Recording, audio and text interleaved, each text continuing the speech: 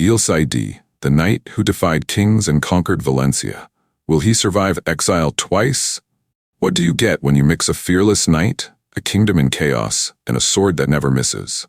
You get Rodrigo Díaz de Vivar, the man history calls El Cid, but legend remembers as the Knight of Two Worlds. How did a young noble from Burgos rise to become the most feared warlord in medieval Spain? Why did he fight for both Christians and Muslims, sometimes in the same week? This is a saga of betrayal, vengeance, battlefield brilliance, from the Taifa Tango of Seville and Granada, to the mountain trap at Tevar, to the Nightmare Siege of Cuarte. El Cid's story is packed with twists, triumphs, and tactical genius that will leave you breathless. Picture this. Spain in 1043 was less a country and more a medieval reality show. The mighty Caliphate of Córdoba had just imploded like a flan in a furnace, leaving behind a patchwork of squabbling Muslim taifas. Meanwhile, Christian kingdoms were multiplying like rabbits and bickering like siblings over who got the biggest slice of Iberia. Into this delightful mess was born Rodrigo Díaz de Vivar, in Burgos, to a knightly father who had carved out a respectable estate by stabbing his way through Navarre. Rodrigo inherited land, ambition, and a sword that practically begged to be swung in dramatic slow motion. He was young, rich, and ready to rumble. Enter Prince Sancho, a man so muscular and ambitious he made war look like a gym routine. He spotted Rodrigo and thought, "This lad has potential," so he scooped him up for military training, and off they went to bash the Taifa of Zaragoza. Rodrigo's first battle was at Graus, where he fought so fiercely that Sancho gave him a title, Campeador, meaning master of the battlefield. Basically, medieval MVP. When King Fernando died in 1065, he split his kingdom like a pizza among his kids.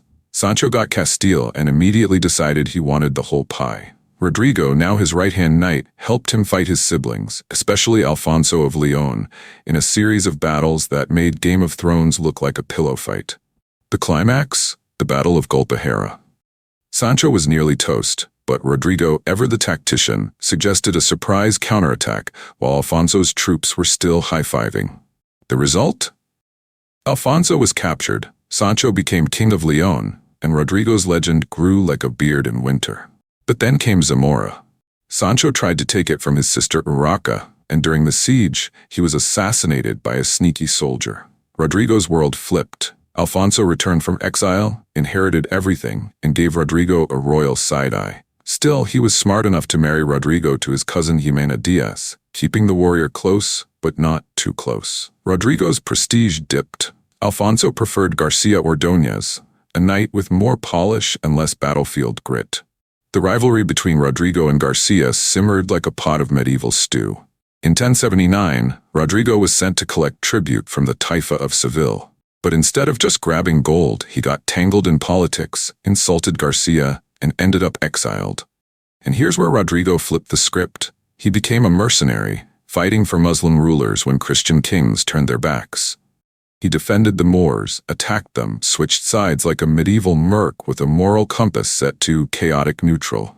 Rodrigo rode into Seville like a storm in chainmail. Emir al-Mutamid was knee-deep in a feud with the Taifa of Granada, a classic case of my crescent is bigger than yours. So what did the emir do?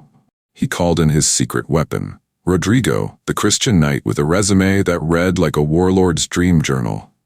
But wait. The Emir of Granada had his own champion, Count Garcia Ordóñez of Nájera, Rodrigo's arch-nemesis and the medieval equivalent of that coworker who always takes credit for your ideas. Rodrigo, ever the diplomat and part-time chaos enthusiast, tried to broker peace. But Garcia, drunk on ego and backed by a massive Moorish army, charged into battle like a peacock with a catapult. Boom! At the castle of Cabra, Rodrigo unleashed the fury of Seville.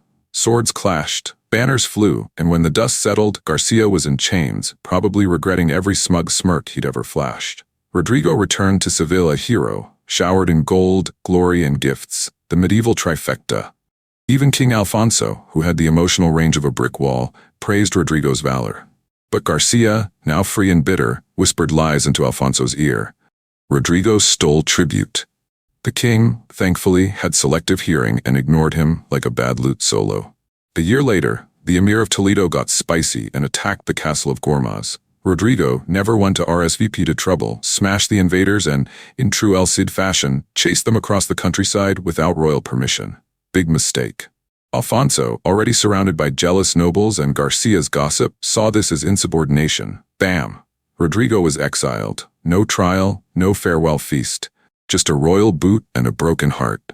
So what did Rodrigo do? He packed up his wife Jimena, his kids, and his sword, and hit the road like a medieval John Wick. A soldier of fortune with nothing to lose and everything to prove. Rodrigo found refuge in Zaragoza, under Emir al-Muqtadir, an old ally of King Sancho. The emir, old and sickly, welcomed Rodrigo like a long-lost brother. But soon, al-Muqtadir died, splitting his realm between his sons, al-Mutaman, Zaragoza, and al-Mundir, Lerida. Rodrigo stayed with al-Mutaman, and for 4 years, he became the Moorish realm's iron fist in a velvet glove. He defended Zaragoza against King Sancho of Aragon, Count Berenguer of Barcelona, and even al-Mutaman's own brother. At Almenar, Lerida and Barcelona laid siege with a massive army. Rodrigo, ever the gentleman, offered gold to make them go away. Count Berenguer laughed, and mocked Rodrigo's chances. Bad move. Rodrigo, fueled by rage and honor, armed his men and charged like a thunderstorm with a vendetta. The enemy was caught mid-snack, and Berenguer was captured, probably still chewing on his own arrogance. In 1084, Rodrigo was sent to ransack Lerida and carve a path to the sea. Lerida teamed up with Aragon, thinking they could squash the Castilian outcast. Ha! Rodrigo, outnumbered but not outmatched, fought like a lion with a caffeine addiction. He crushed the alliance, captured over 2,000 men, and earned the nickname CID, Lord, which later became El Cid. The legend was officially born. That same year, al-Mutaman died, and his son al-Musta'in took over. Rodrigo stayed loyal, but the winds of war were shifting. The Almoravids, a new terrifying force from North Africa, invaded and smashed King Alfonso at the Battle of Sagrajas. Alfonso, now desperate, swallowed his pride and recalled Rodrigo. The exile was over. El Cid was back. Rodrigo marched to Valencia with a small army and a big attitude. He scared off the Count of Barcelona and Emir al-Qadir, who promptly bent the knee and became a vassal to Alfonso. But in 1088, the Almoravids returned, laying siege to Aledo. Alfonso called his knights, including El Cid. Rodrigo, due to a logistical hiccup, read medieval GPS failure, missed the battle. Still, the Christians won, and Rodrigo's reputation remained untarnished, because when you're El Cid, even your absence is legendary. King Alfonso, ever the drama king, was furious. Fueled by Count Garcia Ordóñez's endless whispering, seriously, someone get this guy a hobby, he accused Rodrigo of treachery and exiled him again. But this time, it wasn't just, pack your bags.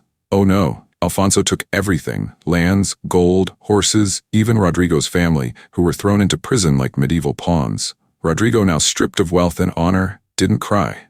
He raged. He marched to the Levante like a thunderstorm with a vendetta, sacked the Taifa of Lerida, and vassalized Valencia like it was a weekend hobby. The Emir of Lerida and Count Berenguer of Barcelona were shaking in their boots. Rodrigo was becoming too powerful, so they teamed up to crush him. But Rodrigo had friends, namely Emir al-Musta'in of Zaragoza, who warned him of the incoming attack. Rodrigo climbed Mount Tevar, set up camp, and get this, sent mocking letters to Count Berenguer. "Come at me, bro," he basically wrote. Berenguer, full of pride and poor judgment, launched a surprise night assault and surrounded Rodrigo's forces. But El Cid was no ordinary knight. He was a master of deception. He sent fake deserters to Berenguer, whispering that Rodrigo was escaping through the mountains. Berenguer split his forces to block the escape routes. Bad move. Rodrigo ambushed the divided army, crushed the soldiers of Barcelona, reunited his troops, and charged like a lion on fire. Berenguer was captured again, along with 50 of his finest knights. But Rodrigo, ever the classy conqueror, showed mercy. He freed them in exchange for a massive tribute. Berenguer was so impressed, he became Rodrigo's friend and never fought him again. Rodrigo now ruled the Levante like a medieval boss. Lerida, Albarracin, Alpuente, Valencia, all under his protectorate. He brokered peace between Zaragoza and Aragon, negotiated his family's release, and even raided the lands of Count Garcia Ordóñez just for fun. But in 1092, the Almoravids, the big bad warriors from North Africa, stormed in, executed Emir al-Qadir, and took Valencia. Rodrigo, undeterred, gathered thousands of men and marched to Seville. The siege of Valencia lasted 9 months. Rodrigo fought rebellious vassals, starved the city, and finally, victory. He entered Valencia and declared himself prince. Not king, not duke, prince. Because El Cid didn't follow rules, he made them. The Almoravids, salty from their loss, returned with a massive army and camped at Cuarte. For days they howled and fired arrows at Valencia's walls. But on the 10th day, El Cid struck back with a plan so brilliant it deserves its own Netflix series.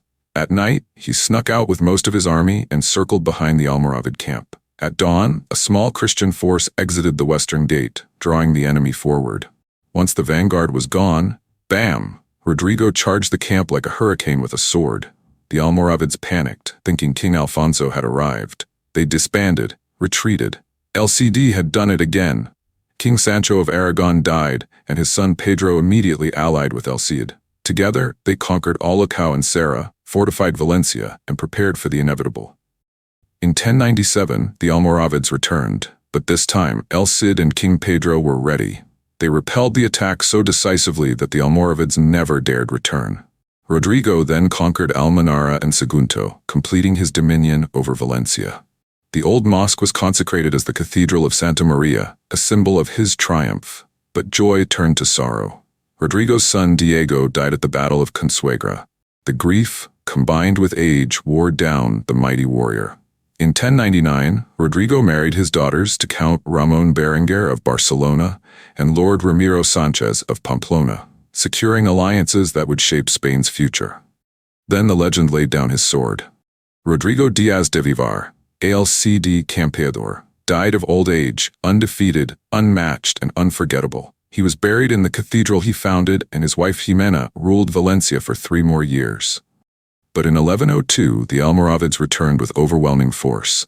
Jimena abandoned the city, carrying Rodrigo's remains back to Castile, where he was laid to rest at the monastery of San Pedro de Cardeña.